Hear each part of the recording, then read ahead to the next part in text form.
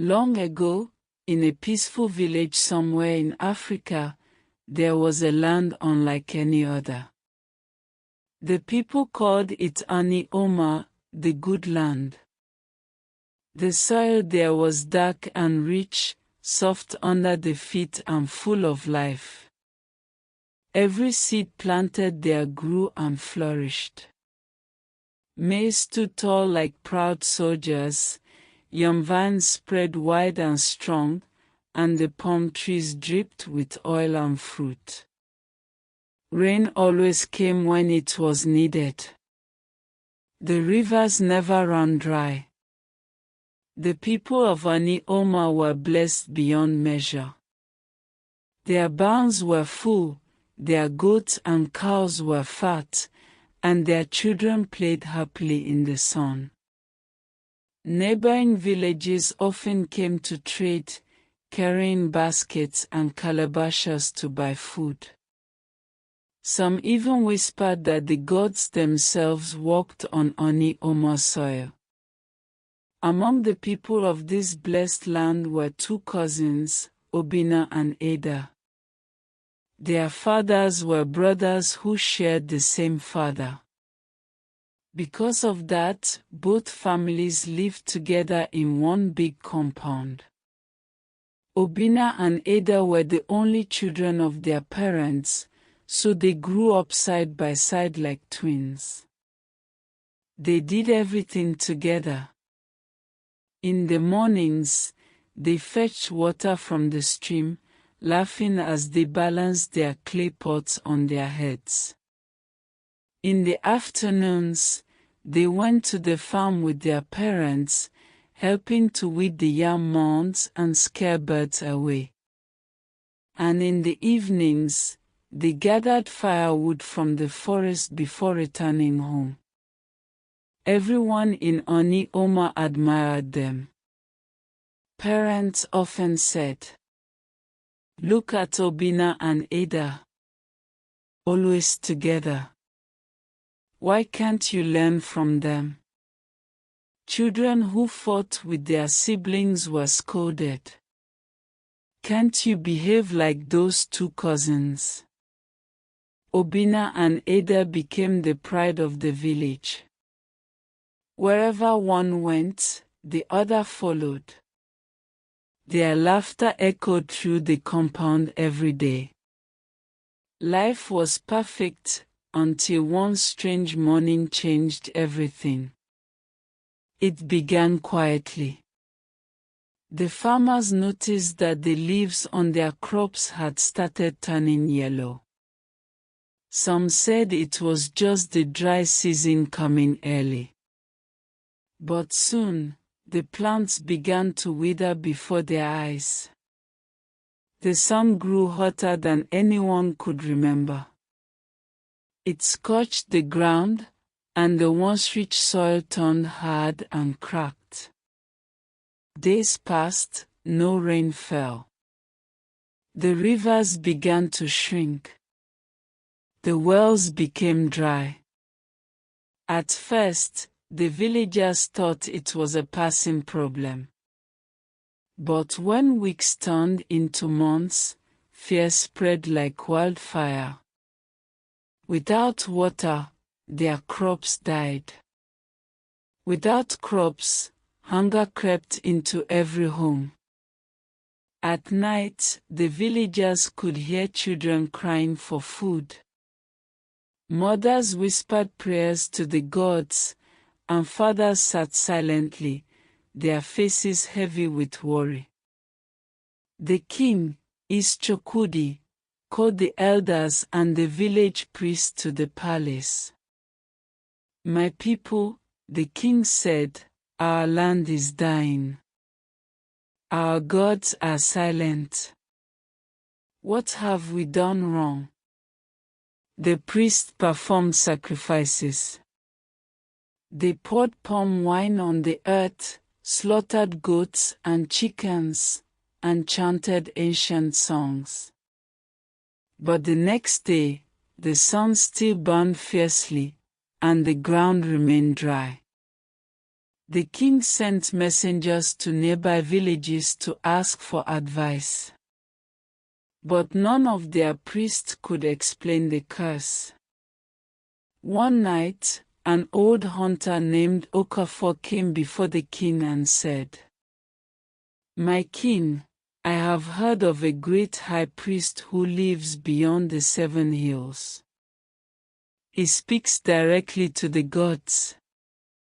If anyone can help us, it is him." The king nodded slowly. "Then we shall send for him." At sunrise, the king chose 3 brave young men, Chima, Kin, and Uche, to make the long journey. The entire village gathered at the square to pray for them. Mothers tied red cloths around their arms for protection. The king gave them a calabash of palm wine and a small bag of kola nuts as gifts for the high priest. The journey was long and hard. They crossed rivers, climbed hills, and walked through thick forest.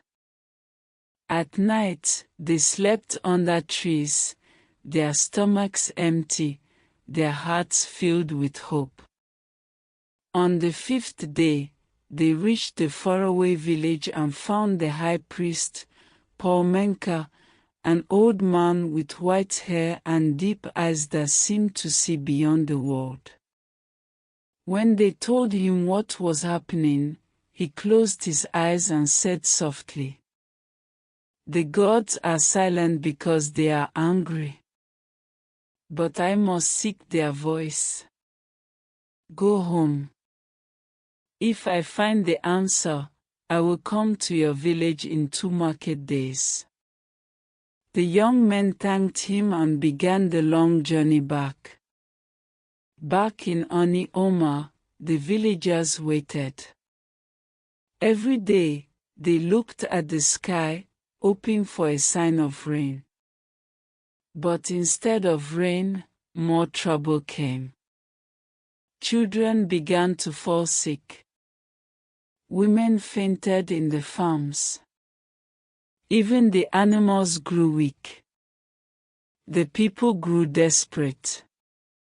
Some said the gods had abandoned them.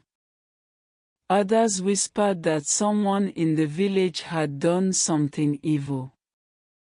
Even Obina and Adis began to worry.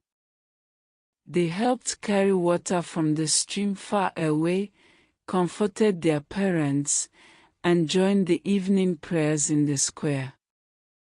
When the young men finally returned and told the king that the high priest would come in 2 market days, hope returned just a little.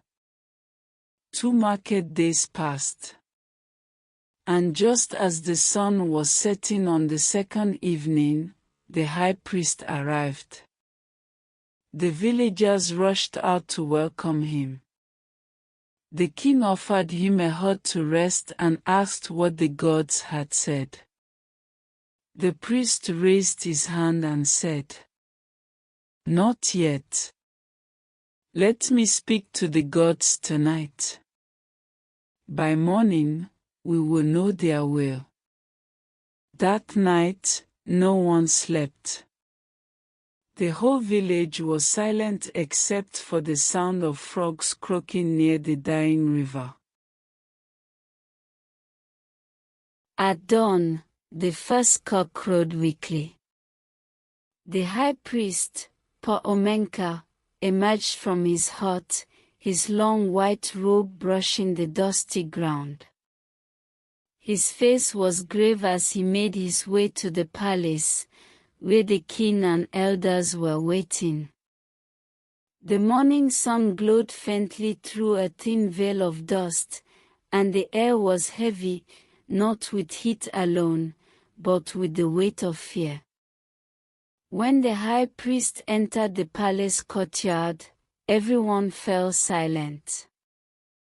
Even the birds seemed to stop singing.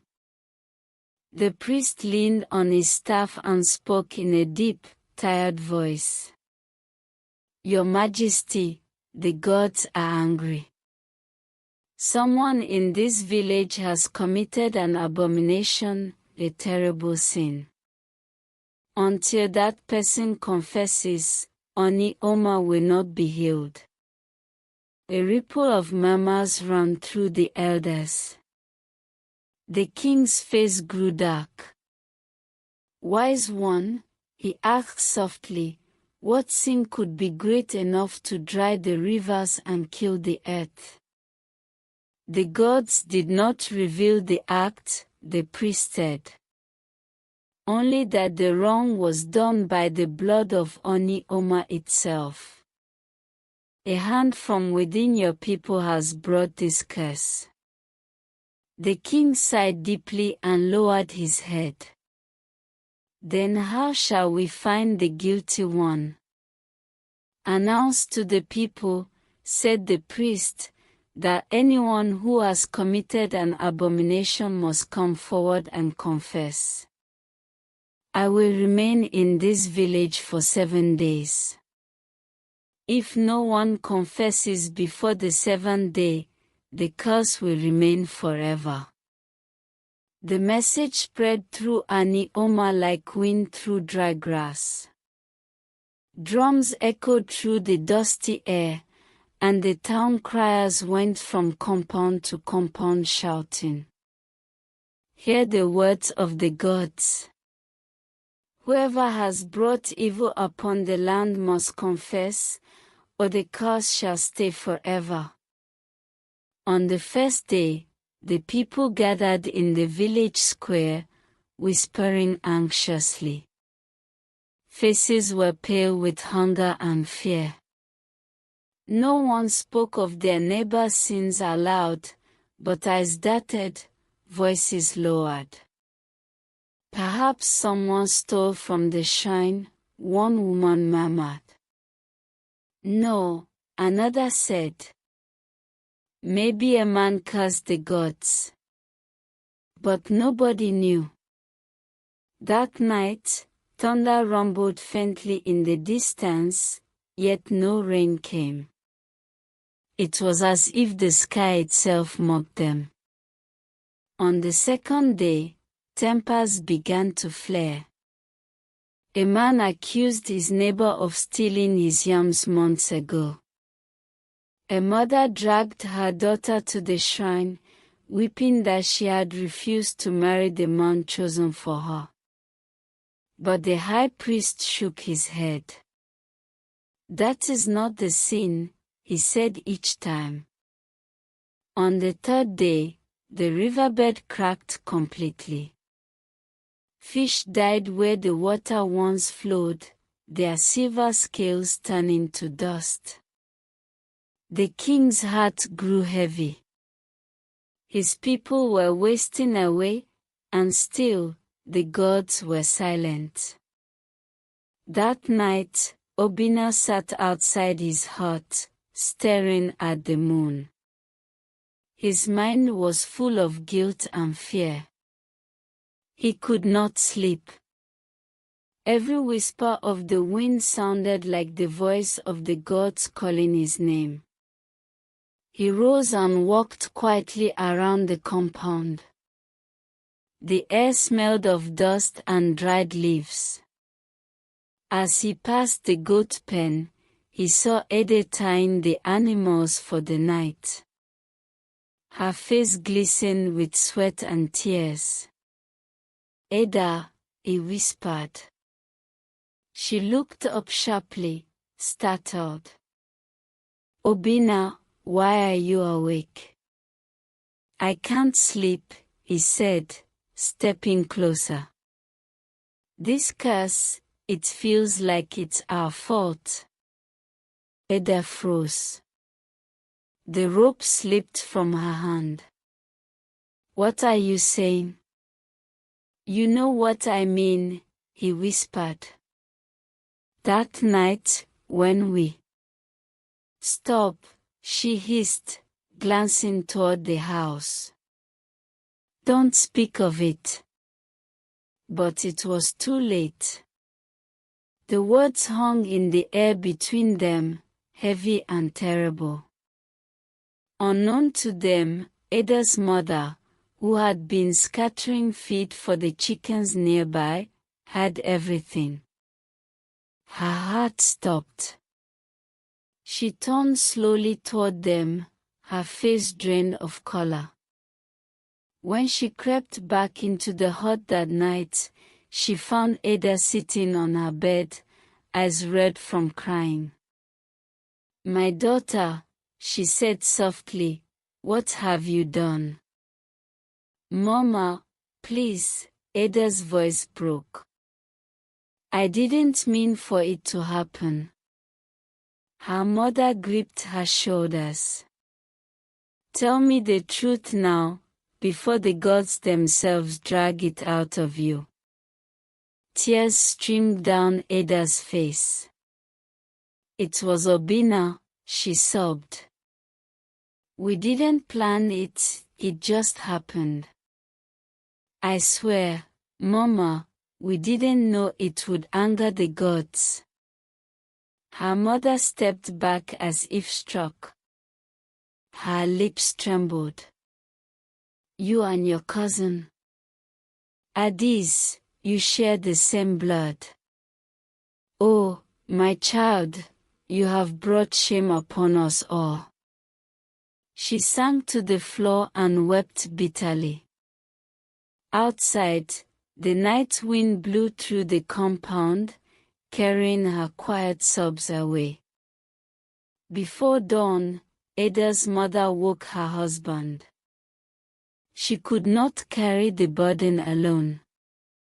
Soon, the two brothers, Obina's father and Ada's father, stood together in the pale morning light, their faces grim.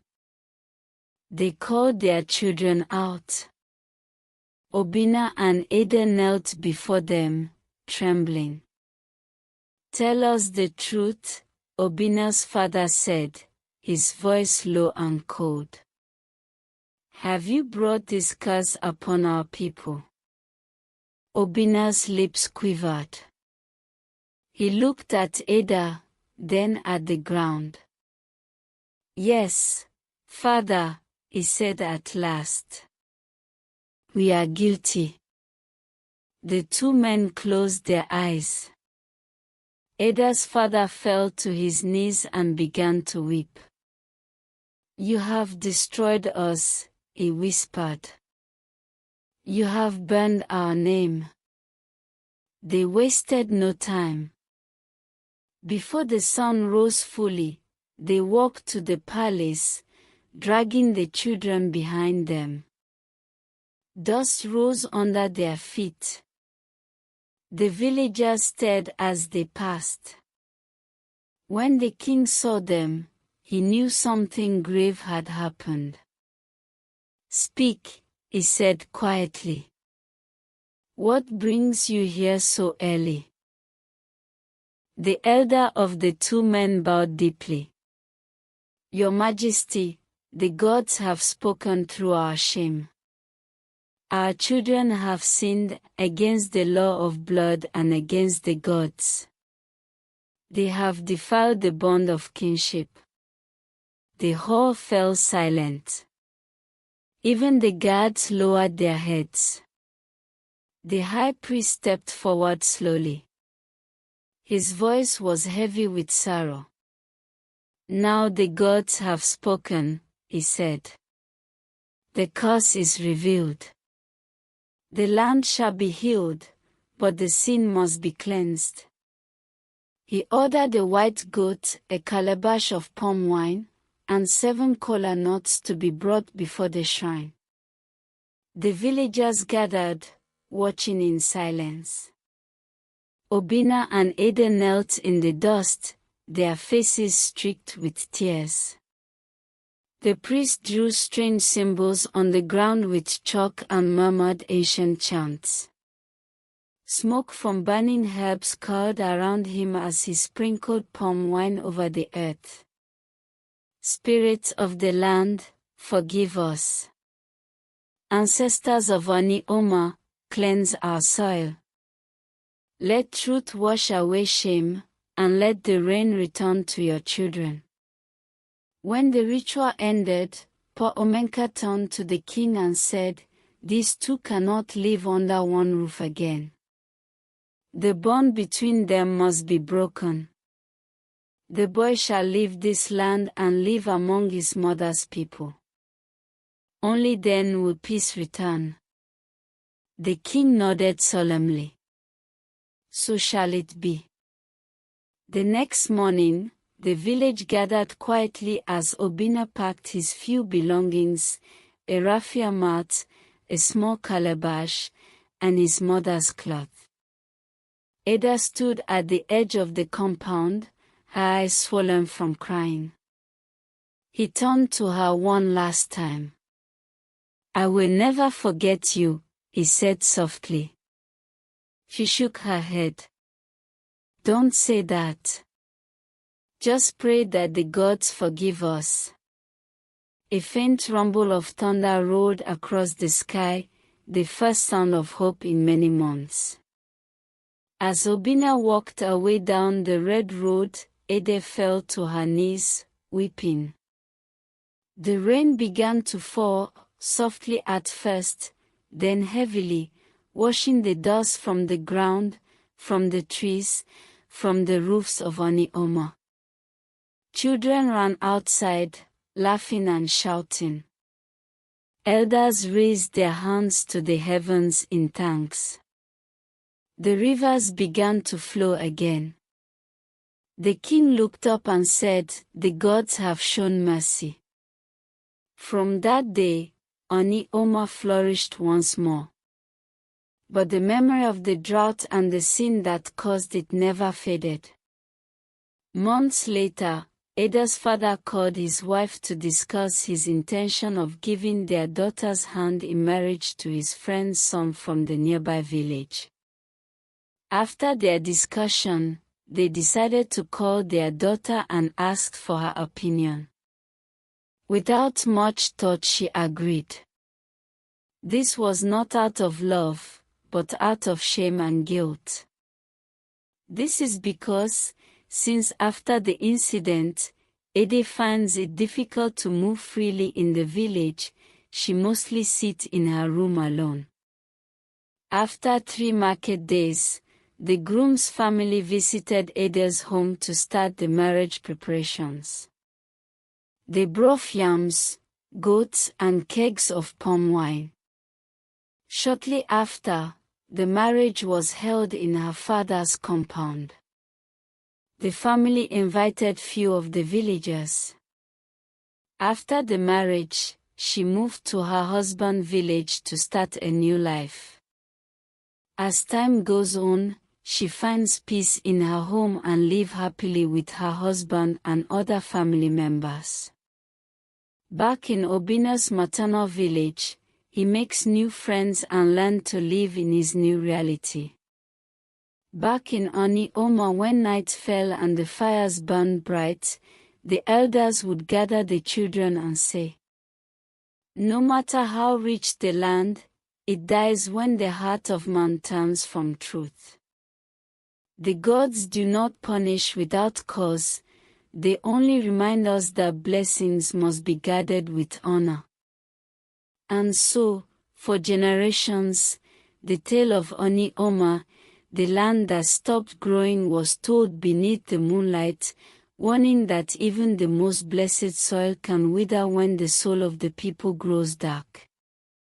Please don't forget to like, drop your thoughts and subscribe for more stories. Thank you.